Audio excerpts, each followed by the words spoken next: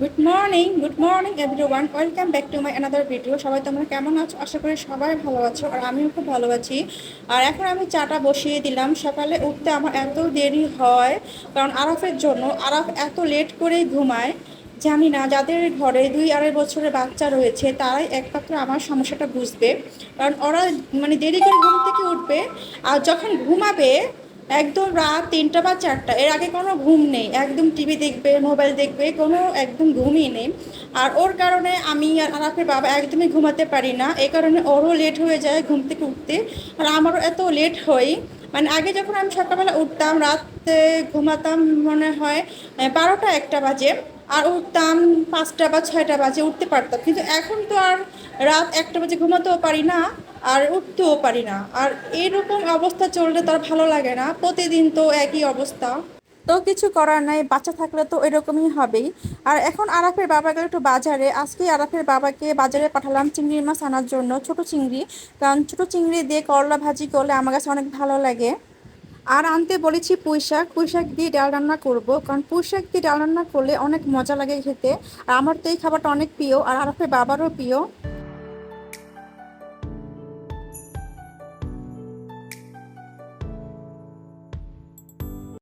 এই তো আরাফের বাবা পুঁইশাক নিয়ে আসলো, আর পুঁইশাকটা একদম ফ্রেশ ছিল।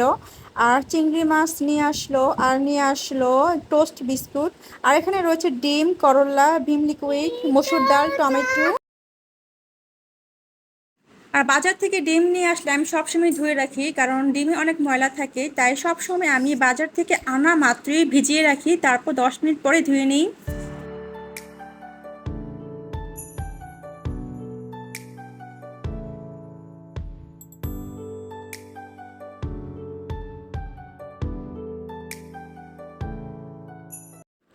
পুঁই শাকটা আমি ভালোভাবে কেটে নিলাম। এখন আমি ভালোভাবে ধুয়ে নেব, কারণ শাকে কিন্তু অনেক ময়লা থাকে।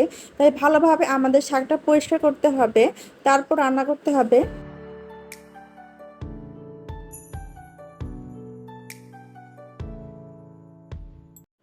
পুঁই শাকের জন্য মশলাটা আমি ভালোভাবে কষিয়ে নিলাম। এরপর আমি মুসুর ডালটা দিয়ে দিলাম, আর মুসুর ডালটা ভালোভাবে কষিয়ে তারপর আমি দিয়ে দিব পুঁই শাকটা।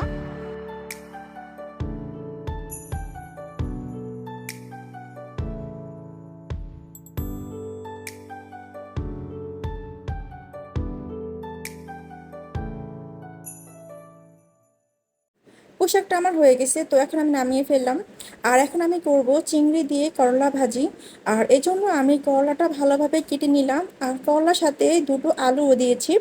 আর প্রথমে চিংড়ি মাছটা আমি ভেজে নেব, কারণ চিংড়ি মাছটা না ভাজলে না কেমন যেন কাঁচা কাঁচা লাগে। এই কারণে সবসময় আমি চিংড়ি মাছটা একটু হালকা ভেজে নিই।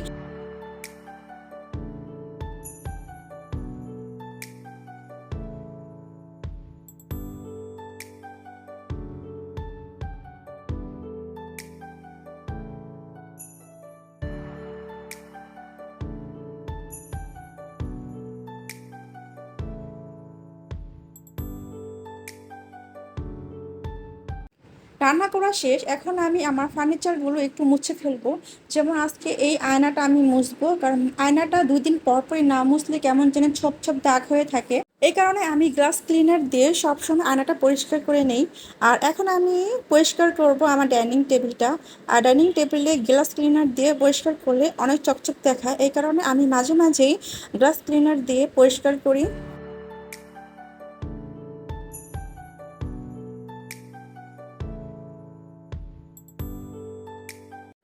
আজকে লাঞ্চে মেনুতে রয়েছে ভাত, ডাল, আর করলা দিয়ে চিংড়ি ভাজি, আর হচ্ছে পুঁইশাক দিয়ে ডাল। ডালটা আমার সবসময় রান্না করা লাগে, কারণ আমার ছেলে আরাফ ও সবসময় ডাল দিয়ে ভাত পছন্দ করে। এই কারণে আমি যে আইটেমই রান্না করি না কেন ডালটা আমার লাগবেই। আর এখন আমি আবার টেবিলটা ক্লিন করে ফেললাম, কারণ খাওয়ার পরে টেবিলটা নোংরা হয়ে যায়।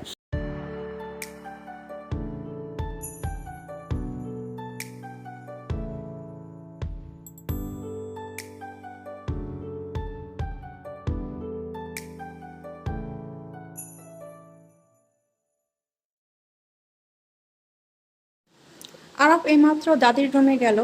তো এখন আমি আমার ডিনারটা সেরে ফেলবো এই ফাঁকে, কারণ ও থাকলে আমাকে অনেক বিরক্ত করে। তো এখন আমি আটাটা গুলে ফেলি। পানিটা আমার গরম হয়ে গিয়েছে, তো এখন আমি আটাটা দিয়ে দিব, লবণটাও দিয়ে দিয়েছি।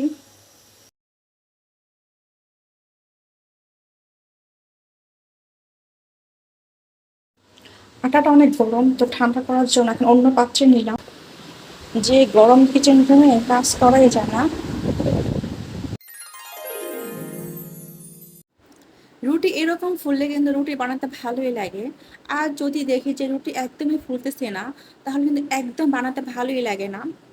এখন আমি আমার ডিনারটা কমপ্লিট করে ফেলবো। আর আরাফের বাবা একটু বাইরে গেল, তো ও আসতে একটু দেরি হবে, এ কারণে আমি আগে খেয়ে নিচ্ছি।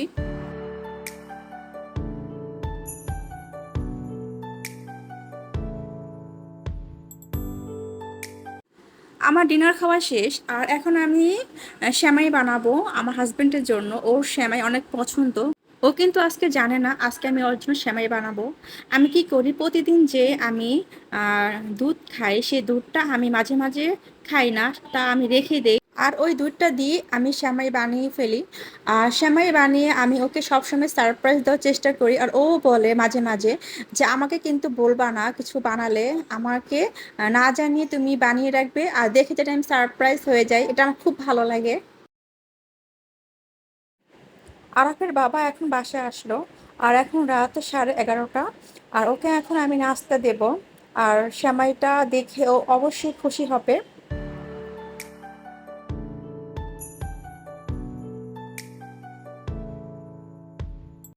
ওকে রাত্রে ডিনারের জন্য আমি দিলাম রুটি আর পুঁই শাক, আর হচ্ছে ফ্রিজে বট রান্না করা ছিল, ওটা গরম করে দিলাম, আর সেমাই। দুপুরে হেল্পিং হ্যান্ড আমার থালা বাসন ধোয়ার পরও আমার রাত্রে অনেকগুলো থালা বাসন জমে যায়। তো এগুলো এখন আমি সব ওয়াশ করলাম, আর চুলাটাও ক্লিন করলাম। এখন আমি যাব ঘুমাতে। সো সবাইকে দেখার জন্য ভিডিওটি অনেক অনেক ধন্যবাদ। আর যদি ভালো লেগে থাকে তাহলে অবশ্যই সাবস্ক্রাইব করবেন।